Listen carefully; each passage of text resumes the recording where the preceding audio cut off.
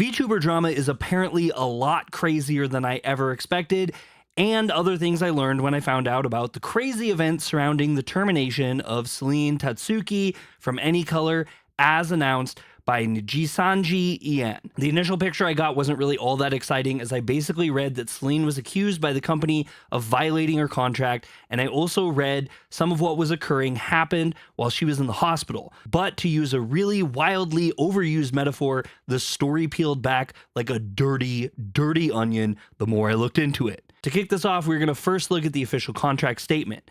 Just like I said, it starts off with the rubber-stamped PR mumbo-jumbo about how they are so sorry to announce that she violated multiple parts of the contract. Then they go to stating that they have some rules labeled as activity rules that everyone on the team has to abide by because it protects everyone, stakeholders included. Her violations got broken down, and they state in generalities after joining in 2021, she wasn't complying with a wide range of issues, with a strong focus around her risking the company's being in copyright violation.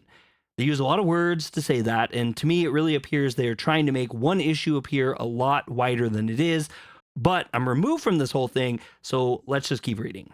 The next little part here basically states she delayed payments to creators for commissions because of lack of communication, and follows that up by stating there was ongoing reports of her inappropriate behavior, which the company alleges they addressed.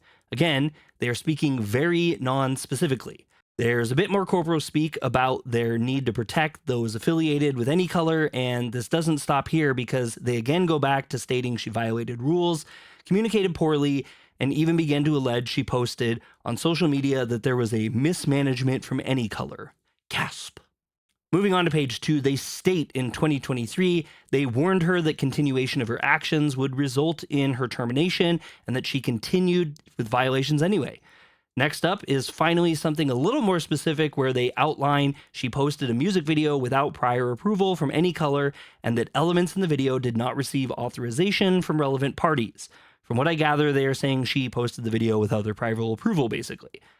ANYCOLOR states they responded by making the video private, and in response, Selen went on Twitter to publicly make statements they describe as misleading.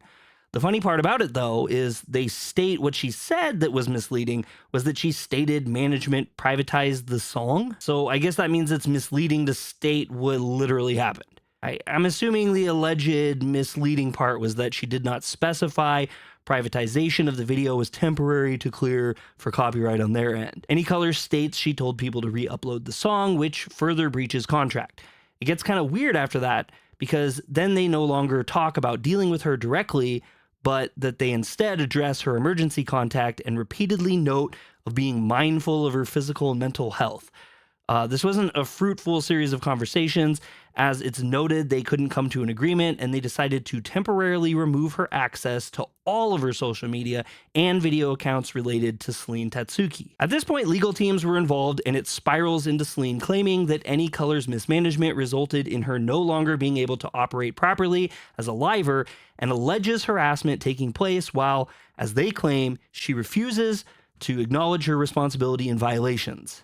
Page 3 moves on to them saying Selen insisted if the issues don't get resolved, she'll make a public statement. Nearly the entirety of the last page is statements from ANYCOLOR claiming they did nothing wrong, there was no harassment from other livers, and that because of the damage to their brand, they have to terminate her contract. I read this whole page as basically them claiming no bad actions and that Selen was all bad, so she's gone now, but her fans should all stay and keep buying things. At face value, the entire thing really just comes off as some he said, she said drama, and is obviously a company trying to save face while axing one of their talent. Anyone with half a brain knows, though, that these situations are nearly never one-sided, and that it is likely the real devil is in the details, which, in my opinion, this statement doesn't really cover. I didn't actually expect that, though. These statements basically never detail anything about the situation. So let's keep going.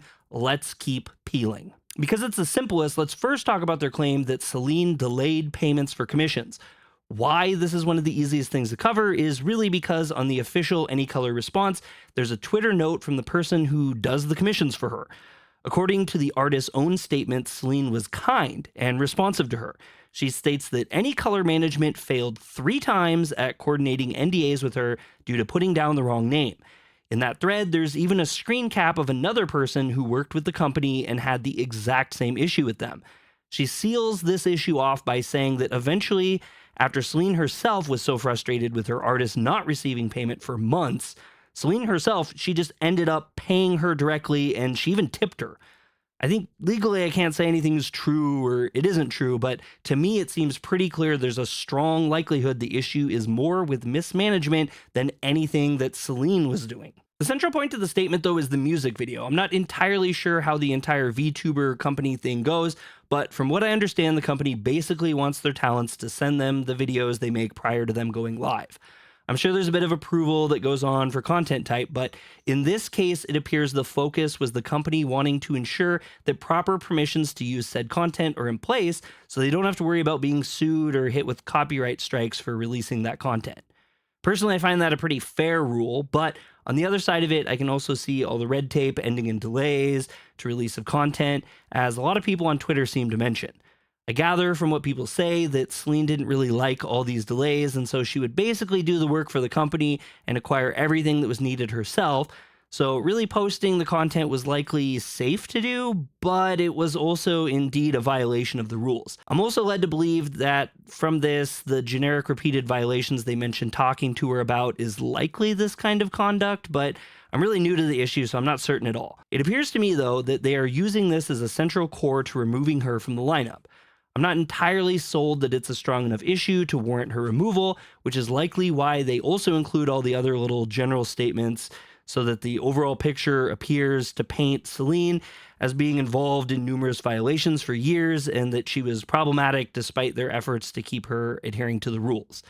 The problem is, though, that they don't make a strong enough case to me that she did have repeated serious issues, as there's no evidence provided to support that in the statement. I feel like if they were being transparent enough to elaborate on the video issues, then they just as easily could have elaborated on the smaller points as well instead of using generalities.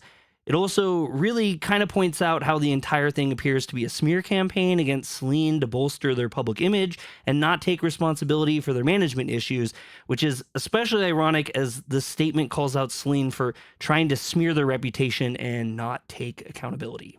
The talk of harassment is another really interesting part to me. The public statement alleges that Selen claimed harassment from other livers, but Selen's own public statements don't specify the harassment was from the livers. Instead, she literally stated bullying from within, which really leaves it open to anything from other livers to management to a mixture of the two. It's very odd to me they specifically state that she alleges bullying from the other talent when she doesn't in her statement. I can't say with any certainty based on the information I found it was one or the other or both. Twitter being Twitter seems to sway an opinion from wanting the bully VTubers to be outed to wanting the company to admit to it. Others state more pragmatically that regardless, the company needs to take responsibility as it's the company's duty to protect and manage its team, being management or talent from harassing behaviors, which it's likely to assume for a few reasons to exist internally. The sad fact of this matter is that, as I mentioned before, part of this situation was occurring while Selen was in the hospital. Looking into this a little further, it turns out she was placed in the hospital to recover from hurting herself as she made an attempt, which she stated a few days ago was due to her reaching a breaking point after dealing with bullying from within and being in a toxic and poor environment for numerous months.